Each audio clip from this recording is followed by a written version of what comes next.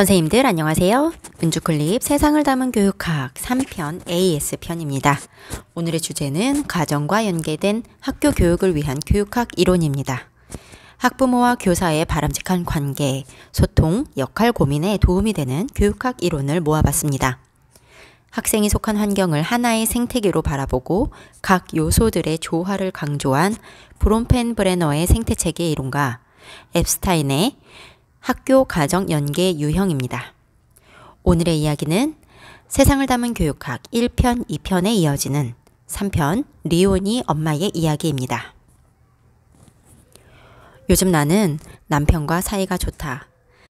사실 몇 달 전까지만 해도 이혼을 고려할 정도였는데 2년 전에 리온이가 4학년 때 남편이 일하던 공장이 문을 닫으면서 도시로 나왔다.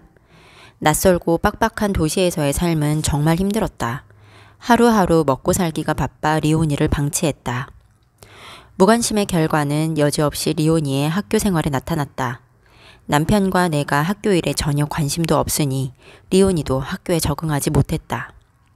그러다 급기야 학기 초에 리온이가 학교폭력 사건의 가해 학생이 되었다. 초등학생 때부터 학교폭력이라니 리온이의 앞날이 심각하게 걱정되기 시작했다. 그래도 다행히 담임선생님을 좋은 분을 만났다. 그분은 꾸준히 우리에게 연락을 하시며 상담을 하려고 하셨다. 지역 복지센터에서 하는 부모교육 프로그램을 추천해 주시면서 리온이에게 지금 필요한 역할을 하라고 우리를 설득하셨다. 때마침 다행히 남편이 일자리를 얻었다. 그러면서 내가 다시 리온이에게 집중할 수 있었다. 점점 사이가 소원해졌던 리온이와 종교기관에서 하는 프로그램에 함께 참여하면서 조금씩 사이가 좋아졌다. 먹고 살기에 바쁘니 아이를 통제하기에 바빠 아이를 자꾸 조금씩 때리는 내 모습을 발견하고 놀란 적이 있다. 하지만 부모 교육을 받고 아동학대 사건에 대한 뉴스를 자꾸 접하니까 나도 내 행동을 더 인식하며 조심하게 되었다. 아이는 관심을 기울이는 만큼 성장하는 것 같다. 리온이가 학교에서 돌아오면 내가 같이 숙제를 봐주고 학부모 참여 수업도 함께 하다 보니 리온이도 점점 학교 생활에 재미를 붙여가는 것 같다. 내일은 3년 만에 교통봉사를 하러 간다. 아이 손을 잡고 학교에 갈 아침이 기다려진다. 브롬펜브레너의 생태체계 이론은 가정과 학교의 연계가 필요한 이유를 말해주는 이론입니다. 앱스타인의 학교 가정 연계 유형 이론은 가정과 학교가 어떻게 연계된 교육을 할 수 있는지 그 방법을 말해주는 이론입니다. 그러면 브롬펜브레너의 생태체계 이론부터 살펴보겠습니다. 생태체계 이론은 생물 생태학적 발달 이론이라고도 불립니다. 한마디로 생물이 생태계에서 어떻게 상호작용하며 발달하는가, 아동이 주변 환경과 어떻게 상호작용하며 발달하는가를 말해주는 이론이지요. 유아임용에서 이미 2번 출제된 이 이론이 초등임용에서도 출제될 수 있다고 생각하는 이유는 학생의 기질, 즉 학습자의 특성이 주변과 상호작용하며 발달한다는 학습자 중심 교육관과 관련되기 때문입니다. 알아두면 좋겠죠? 방금 말씀드렸듯이 이 이론에서는 학생의 기질만 강조하지도 환경만 강조하지도 않습니다.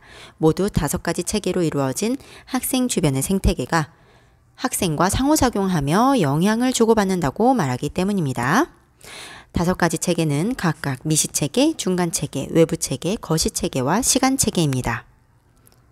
먼저 미시체계는 학생 본인과 직접 상호작용하는 가장 가까운 요소들입니다. 생태계에 생물과 무생물이 함께 있듯이 미시체계에도 사람과 환경적인 요소, 교육활동 등의 여건이 모두 포함됩니다.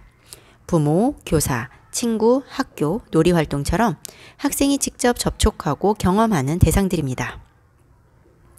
중간체계는 미시체계 간의 관계를 말합니다. 중간체계는 미시체계와 학생에게 영향을 미칩니다. 예를 들면 부모가 학교에 참여하며 만들어지는 관계, 아동이 친구와 맺는 관계에서 생기는 분위기가 그것입니다. 부모가 학교에 참여하는 행위, 관계는 학생의 교육활동이 심화되는 효과를 가져오지요. 또 학생의 친구들 사이에 공부를 열심히 해야지 라는 분위기가 있으면 학생도 그런 또래 집단 속에서 공부를 열심히 하게 됩니다. 생태계에는 일방적인 작용은 없죠.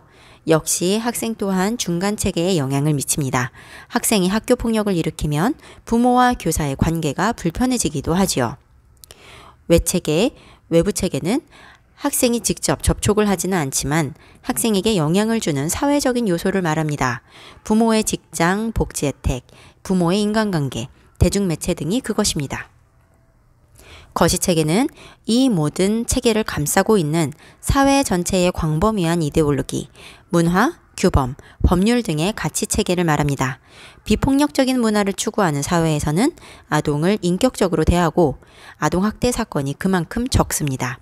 반대로 아동에 대한 체벌을 허용하는 사회에서는 사회적으로 아동학대가 발생할 확률이 높지요. 시간체계는 한마디로 타이밍입니다. 변화가 발생하는 시기가 효과에 영향을 준다는 개념입니다. 또 전생애적으로 봤을 때 어떤 시기에 어떤 효과가 있는지를 말하는 통시적인 개념입니다. 예를 들어 외국으로 이민을 간다면 아이가 영유아 시기였을 때 가는 것과 대학생 때 가는 것은 영향력이 다르겠지요. 이렇게 한 인간이 성장하는 데는 여러 겹의 체계가 둘러싸여 서로 상호작용을 합니다. 그래서 가정과 학교의 연계가 필요한 거죠. 그러면 가정과 학교의 연계를 위해 교사와 학부모는 어떻게 협력할 수 있을까요? 학부모의 학교 참여 방법으로도 볼 수 있는 앱스타인의 학교-가정 연계 유형을 보겠습니다. 첫째, 부모 역할입니다. 가정에서 안전한 환경 조성을 하며 부모의 의무를 다하고 학교는 부모 역할을 잘하도록 부모 교육을 한다는 말입니다. 리오니의 부모님에게 담임선생님이 부모 교육을 안내하고 리오니의 엄마는 교육 프로그램에 참여했죠. 둘째, 가정에서 학습활동 지원입니다. 자녀의 숙제 돕기, 교육과정 관련 활동 함께 하기가 있습니다.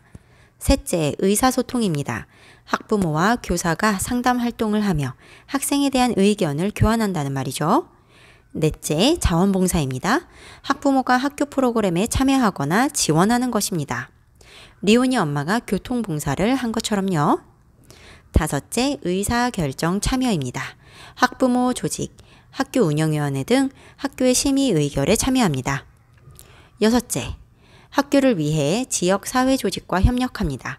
지역사회 서비스를 학교에 알려 다른 학부모들에게도 교육 기회를 나누고 직접 참여하며 학교 교육의 효과를 높이는 것이 그 방법이 될 수 있겠습니다.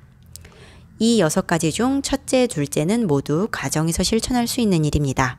셋째, 넷째, 다섯째는 학교에서 참여할 수 있고요. 마지막 6째는 지역사회까지 범위가 넓혀진 것입니다. 그러면 기억하기가 더 쉽겠죠? 지금까지 가정과 연계된 학교 교육을 위한 교육학 이론들을 살펴봤습니다. 출제 빈도도 높고 현실에서 적용하기 좋은 이론들이니 기억하시기 바랍니다. 감사합니다. 은주 클립.